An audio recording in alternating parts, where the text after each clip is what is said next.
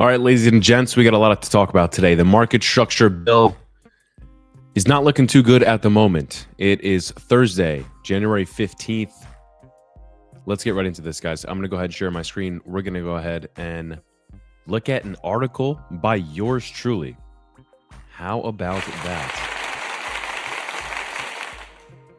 So, guys, if you're just joining, if you're just tapping in, make sure to hit that like button, make sure to subscribe to the channel, and go check out thecoinzone.com. Got articles coming for you guys every single day. And this is one written by myself from this morning. So this is one of the biggest, most important pieces of news in the entire crypto space at the moment. If you're new here, or if you're not new here, let me break this down for you. Okay, if you're watching right now. So Coinbase withdrawal support from crypto market structure bill. All right, this is written by yours truly from this morning. Go ahead and check this out over at thecoinzone.com. So a major U.S. Senate push to regulate crypto has stalled after Coinbase withdrew its support for the bill. The move from one of the largest crypto exchanges threatens to derail what was supposed to be landmark legislation. Now, we have a lot to cover here today on this live stream, looking at all angles and sides. One of the most important things here is, well, let me say it like this. One of the most unfortunate things here is if we don't get specific language in this bill, it's going to be because bank lobbyists successfully persuaded politicians to choose to side with the banks as opposed to you and me, which I'm not surprised about. But we're going to break this down. We're going to first start with our own article here from the Coin Zone, and we'll go from there. So the Senate Banking Committee canceled a planned markup session as negotiations continue, pushing the bill past its September 2025 target date, according to statements from Chairman Tim Scott. Yes, if you don't know who Chairman Tim Scott is, let's go ahead and take a photo, look at Chairman Tim Scott. He's actually on, if we actually just go here, here he is. Tim Scott has been seen taking photos with Charles Hoskinson before. They've hung out somewhere in Wyoming, maybe, I think it might have been, which is bullish. Tim Scott has always been a good advocate for the space, not like Miss Karen over here trying to derail the entire space, taking bribes from banks herself. Okay, buddy with Gary Gensler. Elizabeth Warren is, and I'm not trying to be mean or biased or anything here, probably one of the worst politicians we've ever seen. And not even just from like a corruption standpoint. Like any bill that she puts up, it just doesn't get passed. Like she's like very unsuccessful in her career. Yeah. Let's go from there, guys. Let's get right back to the article real quick, as opposed to, actually, this is, I forgot to share this screen first. This is Tim Scott right here to the left, and then Elizabeth Warren to the right, Miss Karen. The crypto Karen herself. Boo, we don't like her. Back to the juicy stuff, guys. The bill would set clear rules for digital assets, but deep disagreements have split the industry. This is where things get hairy and tricky because it's tough. We want the clear rules. That's good for institutions. It's good for retail. It's good for the entire space. It's good for adoption. However, there is specific language in this bill now that is not favorable towards stablecoins earning yield. Bank of America released a statement. We're going to take a look at that. The banks are scared, guys. They warned over 6 trillion of assets could flow into stablecoins instead because of this yield. That's way too much money for their liking, and they're not going to let that happen. So Coinbase's opposition centers on provisions it says would ban certain stablecoin features and restrict the decentralized finance. Changes the exchange views as a win for the banking lobby, according to an official statement from Coinbase. The company specifically called out how the bill handles tokenized equities and DeFi restrictions. It also opposes proposed shifts in regulatory authority from the Commodities Future Trading Commission, the CFTC, to the SEC. That is not a good thing. Historically, although Gary Gensler is out now and we have Paul Atkins in as the chair of the SEC, historically, maybe at this point, depending on the type of cryptocurrency you are, right, if you're deemed a commodity or not. But historically, the CFTC has been easier on regulation over the SEC. But again, things are different now under this new administration with Paul Atkins in the SEC. But just a little context there. Chairman Scott emphasized that discussions remain active amongst legislators and industry representatives, but losing support from a major player like Coinbase signals serious trouble ahead for the bill's passage. Now, Kraken CEO, co-CEO, acknowledged the complexity of crafting market structure legislation and called for continued dialogue. Now, we do have that here somewhere. Let's get to it. So this is Mr. Kraken, co-CEO, Arjun Sethi's on crypto's bill delay. Quote unquote, it is easy to walk away when a process gets difficult. What matters is continuing to show up, working through disagreements and building consensus. Yes, absolutely. Hard to disagree with that statement. And, you know, I do want to pause here and reflect. There's two individuals in Coinbase that we have to talk about. Obviously, number one is CEO Brian Armstrong, but number two is Chief Financial Officer, I forget what Paul Graywall is. Let's look into that real quick. Chief something officer. Let's get to that. But Paul Graywall has been very outspoken. Very chief legal officer. Okay. This is Paul Graywall of Coinbase. We've been talking about him for a long time. Okay. Paul Graywall has made many statements against Gary Gensler, talking about how they met with the SEC countless times and there's been zero progress. For some more context, guys, if you're a little newer to this space and you're joining and you're watching the stream today, Coinbase has been an American exchange since 2012. Okay. Individuals within Coinbase, like Paul Graywall, have been searching for clarity for a long time.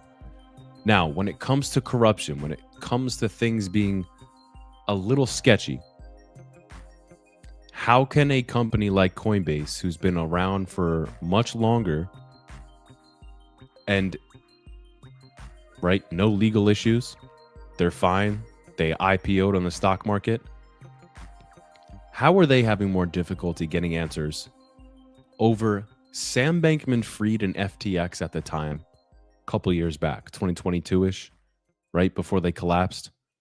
SBF was making speeches, in front of Congress. Everybody was gassing this guy up like he was the next freaking LeBron James of the NBA. Ooh, the new tech whiz kid. This guy fooled everybody. To this day, I don't get it. But ask yourself this. How did FTX have an easier time doing things and getting answers and making connections with politicians over an institution like Coinbase? Makes you wonder. Kind of a head scratcher. So let's just continue, guys. Let's get back to this article here, and we'll go from there. The fights reflect ongoing tensions between fostering innovation and protecting consumers in crypto. Disagreements over DeFi and which agencies should oversee different parts of crypto markets remain major obstacles to finding common ground. The process underscores the challenge lawmakers face in creating rules for a technology that evolves faster than traditional legislative timelines allow. That is fair. Year over year, I've been in this space for over 5 years now. Year over year, it changes. There's new offerings, something different for you to interact with in DeFi, which stands for decentralized finance, meaning you are using a blockchain for your investing, for your financial, your savings, etc., as opposed to using a middleman like a bank. DeFi is made possible on a platform like Ethereum. This is why ETH was so big when it first launched. Right? Yes, you can hold Bitcoin, but you can't do much else with it. You can mine it, sure. With Ethereum, there's liquidity pools, you can earn yield. There's a whole lot of ways for you to earn on the ecosystem, right? This has been a thing for a long time now, 10 years. ETH has been around since 2015. But, and here's the big deal right here as well. The Dodd-Frank Act, which I believe was under Obama. Yeah, after the 2008 financial crisis. Yeah, I mean, there's a lot we have to unpack here, guys, and we're going to get to it all right now, but let's continue moving. Let's look at this statement directly from Brian Armstrong himself. Okay. So, after reviewing the Senate banking draft text over the last 48 hours, Coinbase unfortunately can't support the bill as written. There are too many issues, including a de facto ban on tokenized equities. Interesting. DeFi prohibitions, giving the government unlimited access to your financial records and removing your right to privacy. What do you know? Privacy coins are going off right now. Coincidence? Obviously not. Erosion of the CFTC's authority, stifling innovation and making it subservient to the SEC. Draft amendments that would kill rewards on stablecoins, allowing banks to ban their competition. Yeah, let's stop there. That's exactly it. Again, guys, you have now finally publicly a guy like Jamie Dimon flipping his stance, changing his tune, saying, oh, blockchain's real. It's here. It's going to be here. We all have to acknowledge that. Blah, blah, blah. Sure, bud. While low key still leading the way with Operation Choke Point 3.0. For context, 2.0 was an official attack on the crypto blockchain industry under Gary Gensler under the Biden administration. We have individuals like Mark Andreessen going on the Joe Rogan podcast talking about plenty of entrepreneurs getting debanked under the Joe Biden administration. We even interviewed somebody ourselves on our channel here. His name is Ralph Dillon of Digital BD. I talked to him about it personally. This is not conspiracy. We've covered it plenty of times here on this channel. We've made a long-form video about it. American entrepreneurs involved in cryptocurrency were getting their bank accounts shut off, debanked, or they were not given loans or anything like that, where in any normal setting, here you go, here's the money. But because it's this technology that is threatening to them, they're not going to do it. What's the comparison we always use, guys? Taxis didn't like Uber when it first came out. Horses probably didn't like cars, or maybe they did, so then they don't have to lug people everywhere. But the people who, I'm being silly, okay, but the people who ran the horse and the carriage obviously were hurt by that. You're wiping out an entire industry. Innovation happens, man, and the people who are left using the previous installment will try to stop the new one from taking over. We've said this for a long time. People have, like Max Kaiser, who have been in Bitcoin for over 10 years now. If you can't beat them, join them. The banks are going to have to join at some day, and they all are.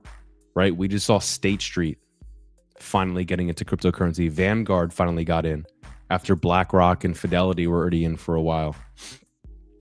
Right? Those aren't banks necessarily, but they're asset managers. But it's a domino effect. Bank of America just issued a statement the other day. I think they said up to 4% they're recommending for Bitcoin in your portfolio. I mean, I've had discussions with people 2-3 years ago, and that's exactly what I was saying. It's, once it clicks for you, it becomes obvious. And right now, banks are lobbying hard to try to convince politicians not to include certain things in this bill and to reword certain things in this bill so it favors them and they're allowed to hold on to this power. So kudos to Brian Armstrong. I appreciate Brian Armstrong for sticking up for the entire space, the entire community. We need more vocal leaders like this in the space. You know, we talk about Charles, right? Charles Hoskinson has been calling out David Sachs as of late. Bro does not hold his opinions. Whether that's detrimental to the blockchain or his personal image, I don't think he cares. And I respect that. As an ADA holder, if that's impacted the price, sure, that sucks.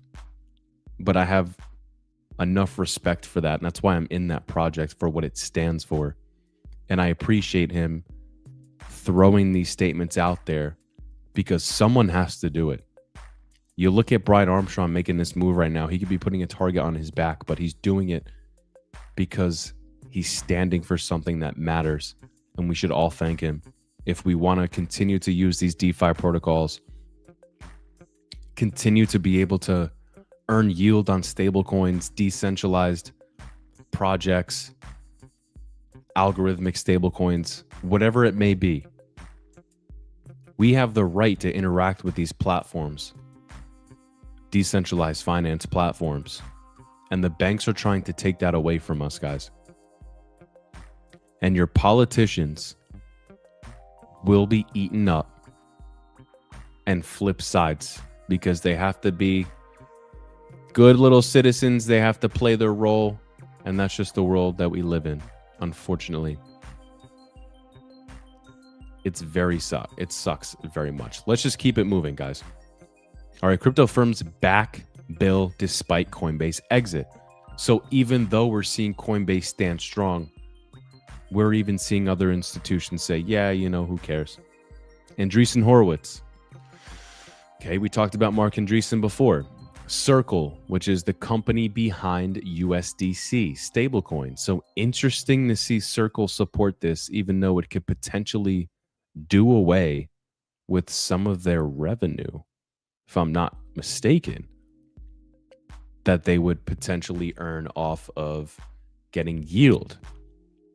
Right? If you're a platform like Coinbase who props up USDC, Circle, and you can lend on that platform, I'm pretty sure Coinbase gets a cut. Would Circle get a cut?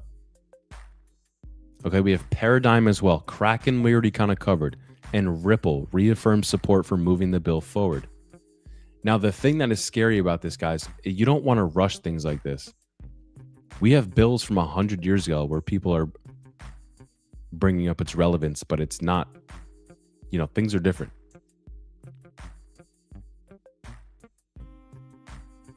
Okay. Things change, guys. It's tough to see.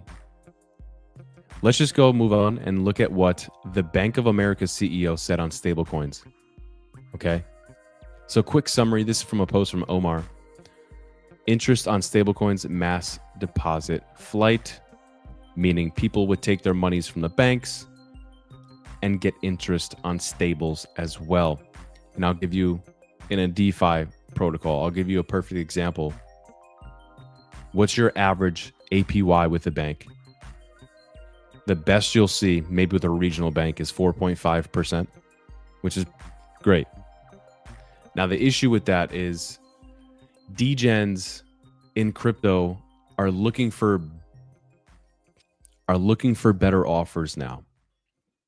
As we've talked about with Natalie Burnell and other guests, just in general on this show before, your average hurdle rate per year just to stay above water, beating out inflation, is around 10 or 11% per year.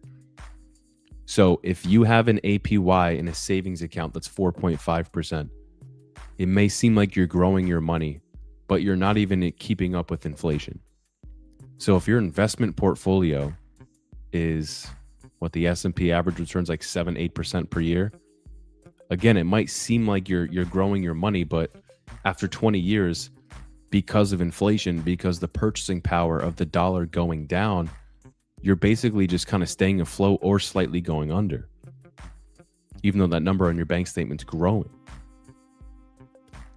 So a decentralized platform like Aave is now offering up to 9% yield on stablecoins on their platform. You have DeFi protocols on ETH, Cardano, etc., where you can lend certain stablecoins or certain things like this at 15%. Okay? We got a lot of degens here, guys. The youth are more interested in interacting with these sort of protocols, especially on decentralized platforms like PancakeSwap or something, right? These platforms that have no KYC. Know your customer is what that stands for. So if you can interact with a platform that doesn't ask for your identification, doesn't ask for your social security number, doesn't ask for your address, yeah, you're going to want to be more inclined to go with something like that. Because for tax reasons, privacy reasons, etc., you don't want the bank up your butt, taking cut of your profits, knowing exactly what you're doing, where your money's going. That's why privacy is going off right now, in my opinion. There's a lot of people kind of realizing this, how important something like that is. So let's play a couple clips here. Okay. So we have Mr. Paulie here. Paul Graywall. First of all, look at his eyes, guys, in this photo. Dude looks like an owl, kind of. A very smart owl. I wonder if he can turn his head 360. We'll see. So I can't even tell if that's Paul Graywall or not. It kind of looks like him. It kind of doesn't. Chat, what are we thinking here? Is this Paul Graywall? Well, let's look at this. This is CNBC, Crypto World. As you guys know, CNBC, I believe, is the Squawk Box. Jim Cramer. Could be MSNBC, I forget. But let's just listen to these quick videos, clips real quick. This is a Coinbase representative. Crypto bill is good, but flaws remain. So let's hear from his own words everything that we have to hear about this bill so far. I'm going to go into this right quick. We're going to kind of pause the music and let's go into this video. Let's listen up, guys. Overall, what did you think about the bill's language? Does it incorporate most of what you were hoping to see? And do you think it will, in fact, get across the finish line in its current form, as Senator Lummis is hoping for? I think we'll get market structure legislation. I mean, the path to getting a bill passed is a complicated one, and there's a number of steps forward, number of steps back. And so we're prepared over the longer term to kind of get this across the line. But look, it is generally a very good piece of legislation, but there's some real issues within it that Senator Lummis, Chairman Scott, others are aware of, and we're working with them to try to address them. I'll give you one example. There's language in that effectively locks the SEC's hands and prevents them from taking the steps necessary to allow the tokenization of equity markets. I think that would be a big mistake. I'm not sure who would support that. But somehow it's in the bill text. And so, yeah, it's a couple of things that are very shocking for me to hear. And the tokenized equities was one of them, because you have such a big push for that happening right now, especially with big figures like Larry Fink. RWA is going to be big.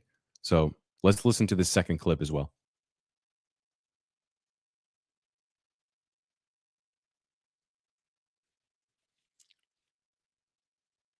Do you think crypto, now that we're seeing progress for crypto market structure regulation on Capitol Hill, what's your timeline for when you think we could see rules of the road for crypto become law here in the US? Do you think it can happen this year, even with Congress already shifting its focus on the 2026 midterm elections, in which the Democrats could take the House? Look, decisions about Senate process are really above our pay grade. I mean, our job is really to be the experts in the industry and the technology, and share our expertise with policymakers as they try to figure out the path forward. So we're optimistic, though. The amount of interest there is, and time invested to get legislation through has been impressive. And so we'll work with senators on both sides to get to an outcome. And one thing to keep in mind is that even as we work on legislation, the agencies in the United States, but also regulators around the world, are one step after the other, establishing more and more clarity around how crypto markets operate. And so legislation is enormously important in the United States, but the regulatory action is quite consequential too. And so we're heartened by the fact that incrementally, week by week, month by month, we're getting the regulatory clarity that the sector needs. And that's really important. Yeah. It is important, guys. And, you know, not to keep going back to Charles, obviously I'd listen to Charles, but he made a good point. Okay, if the Democrats do take the House back, the next time we could see an opportunity to vote on this could be like 2029. If, you know, we never get bipartisan progress and we continue down this path irrationally, so that Trump equals crypto equals bad because of Trump's businesses, World Liberty Financial, Trump token, Melania meme coin, has dramatically hurt bipartisan efforts to pass legislation like this. Rightfully so, honestly. You have a lot of people scratching their head saying, what is this guy doing here? And it sucks. We've waited so long. I remember being in this space in 2021 and the thought of regulations, a lot of people in this space were kind of like, F you, we're not going to be regulated. We're pushing back against the system. Yeah. Now everyone's like, oh, regulate me, daddy. Like, okay. There's a meme that shows. I can't find the meme right now. I'm not going to pull it up. But there's an interesting divide here. And again, if we look at things from a rational lens and perspective, if you want insane adoption for a product like Bitcoin, for example, you do need some sort of regulation because you're not going to get institutions and nation states as we are seeing from an insane standpoint unless there is some sort of clarity. Okay, we've had guys, you know, we've covered Kevin O'Leary talking about multiple times, right? Saying trillions of dollars are just sitting on the sideline because they're waiting for more clarity. Kevin O'Leary said a couple of years back at the Bitcoin conference, he thinks that Bitcoin's going to be the 8th sector of the S&P, whatever he said. But in regards to these other protocols, let's talk about Monero for a second because Monero is so hot in the news. Monero is hitting an all-time high. Privacy coins are going crazy. Monero has been around for over 10 years. Chart looks freaking great. I'm not going to lie. The chart makes me want to get a whole stash of XMR, not tell anybody about it, and have nobody know about it. But the point is, when it comes to regulations, there's only so much that governments can do. Vladimir Putin, for example, has even talked about how nobody can ban Bitcoin. Realistically, rationally, if you wanted to stop the Bitcoin network, every government in the world would have to pass a law saying you're not allowed to run SHA-256 algorithm on your computer. SHA-256 is the algorithm that mines Bitcoin, and that's what decentralizes the network. Right now, currently, there are Bitcoin nodes and miners on all 7 continents of the world. That's what makes it special. Right? Yesterday, when Verizon, T-Mobile, etc., all these carriers went down, people had SOS on their phones for a while. I was one of them. Twice throughout the day for a nice little chunk of time. I couldn't do anything. You're reliant on central institutions and their data centers and their technology to continue to run and not get hacked, etc.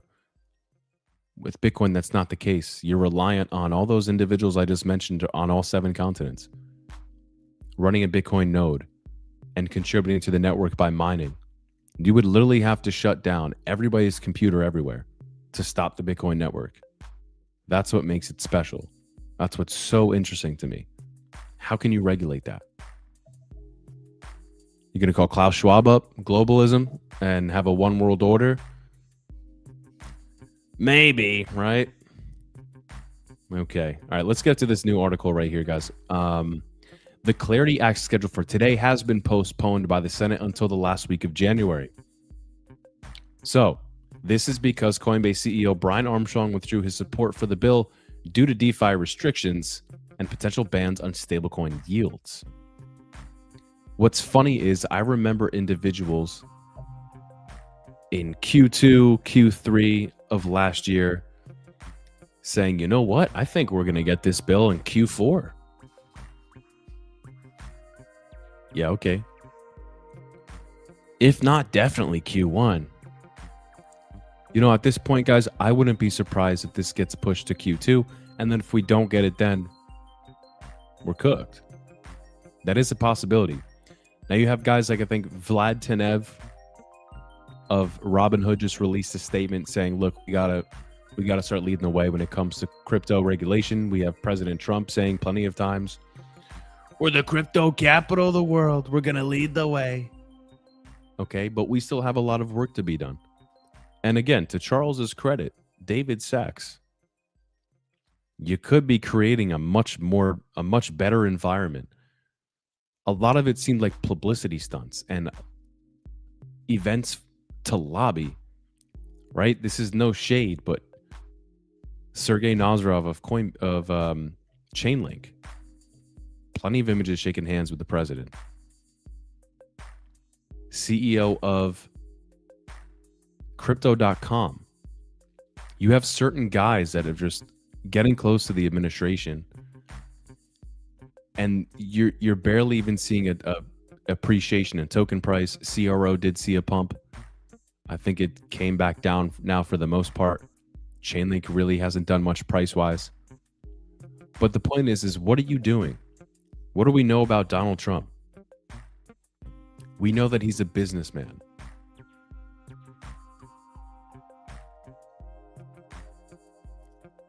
There is room with this administration for things to go south because they want negotiations and business deals done, not based off proper intent of this space and how useful it can be, how innovative it can be, and giving these crypto businesses and platforms the leniency to be able to do what they have to do. No, it's right now it looks like it's more like lobbying,